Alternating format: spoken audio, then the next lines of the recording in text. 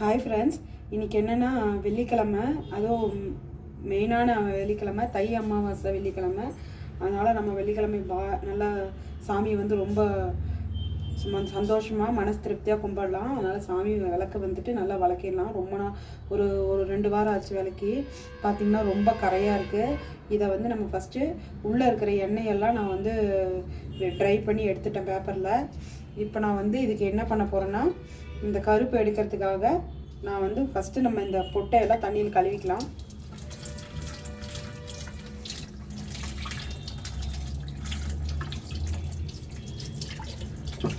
இப்போ நம்ம இந்த பொட்டையெல்லாம் தண்ணியில் கழுவிட்டோம் பார்த்தீங்களா. இப்போ வந்து நம்ம இந்த விபூதி தட்டை வந்து நம்ம கழுவோம் இல்லையா, விபூதி தட்டில் இருக்கிற திண்ணீர் குங்குமம் எல்லாம் வேஸ்ட்டு, அது நம்ம சும்மா கொட்டை தான் போகிறோம்.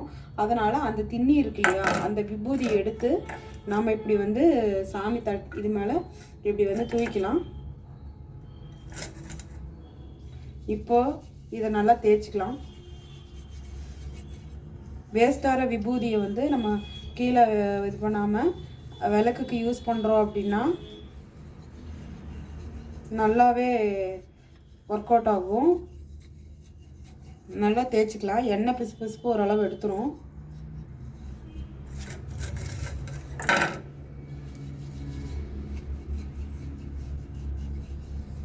இந்த மாதிரி தேய்ச்சிக்கலாம்.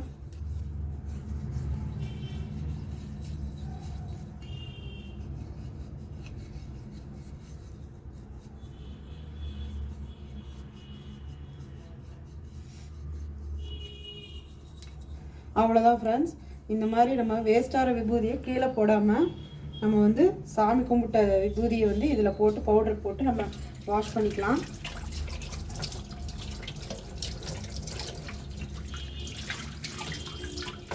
உங்களுக்கு முன்ன பார்த்ததுக்கும் இப்போ பார்க்குறக்கும் கொஞ்சம் வித்தியாசம் தெரியும். முன்னே இருந்தது ரொம்ப கருப்பாக இருந்தது.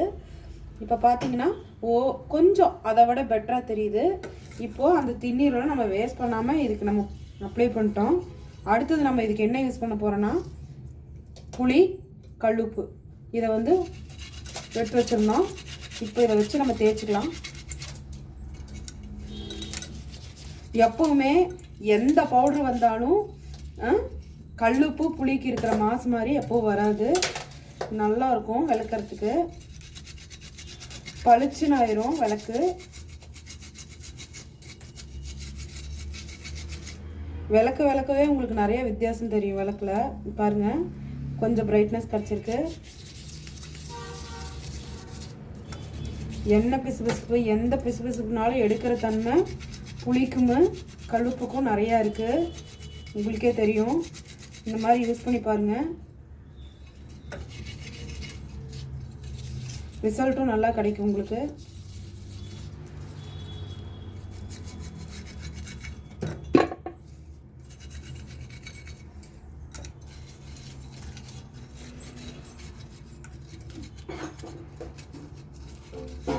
அவ்வளோதான். இப்போ நம்ம வந்து இதை கழுவிக்கலாம் வாங்க.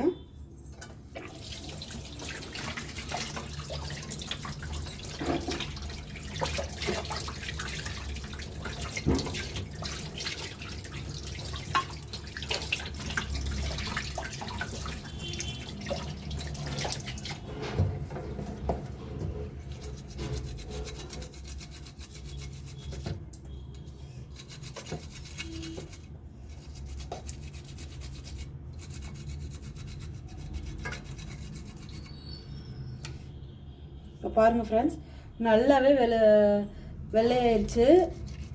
உங்களுக்கே அந்த ரிசல்ட் கிடைக்கும். உள்ளே வந்து எண்ணெய் பிசுப்பு எப்படி இருந்தது, இப்போ அந்த இடமே கலர் மாதிரி நிற்கிது. பழையபடி நார்மல் கலருக்கு வந்துருக்குது. இந்த மாதிரி நீங்களும் வீட்டில் ட்ரை பண்ணி பாருங்கள். ஃபஸ்ட்டு வந்து நான் சொன்ன மாதிரி திண்ணீர், வேஸ்டாக திண்ணீரை நீங்கள் வந்து சாமி தட்டில் இருக்கிறதையே நீங்கள் வந்து சாமிக்கு யூஸ் பண்ணிக்கோங்க.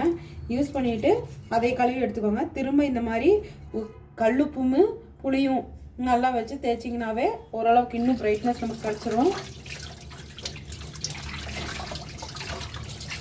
இப்போது இதுக்கு மேலே லைட்டாக வந்து நம்ம சோப்பு இருக்கு இல்லையா, சோப்பை வந்து லைட்டாக அப்படி தேய்ச்சிட்டு கையிலே தேய்ச்சி எடுத்துக்கலாம். சோப்பை வந்து நம்ம இப்போ அப்ளை பண்ணியாச்சு.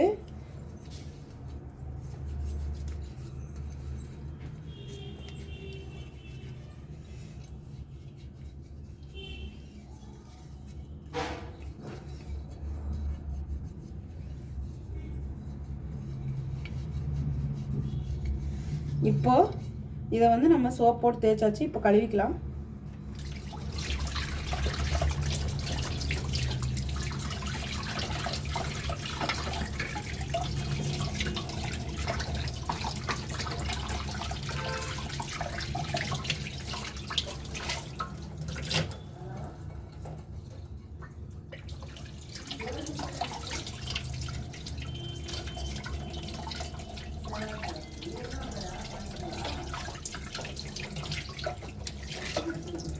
இப்போ பார்த்தீங்கன்னா உங்களுக்கு முன்ன கிடைச்ச ரிசல்ட்டை விட ஃப்ரெண்ட்ஸ் இப்போ நல்லாவே பெட்டராக க்ளீன் ஆகிருக்கு. பார்த்தீங்களா?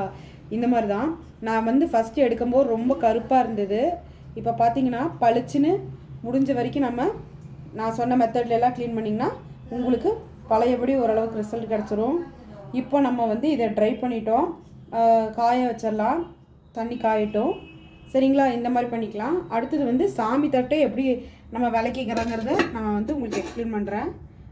இது பிடிச்சிருந்தா லைக் பண்ணுங்கள், ப்ளஸ் ஷேர் பண்ணுங்கள். இதே மாதிரி நீங்களும் யூஸ் பண்ணி பாருங்கள். யூஸ் பண்ணி பார்த்துட்டு உங்களுக்கு பெட்டராக இருக்குது அப்படின்னா கமெண்ட் பண்ணுங்கள். Thanks friends. இது போல் ஃப்ரெண்ட்ஸ் நிறையா உங்களுக்கு வந்து வீடியோஸ் நல்ல வீடியோஸ் நிறையா வேணும் அப்படின்னா மறக்காமல் சப்ஸ்கிரைப் பண்ணுங்கள். அப்போ தான் நான் போடுற வீடியோஸ் உங்களுக்கு வரும். லைக் பண்ணுங்கள், ஷேர் பண்ணுங்கள், கமெண்ட் பண்ணுங்கள். பாய்.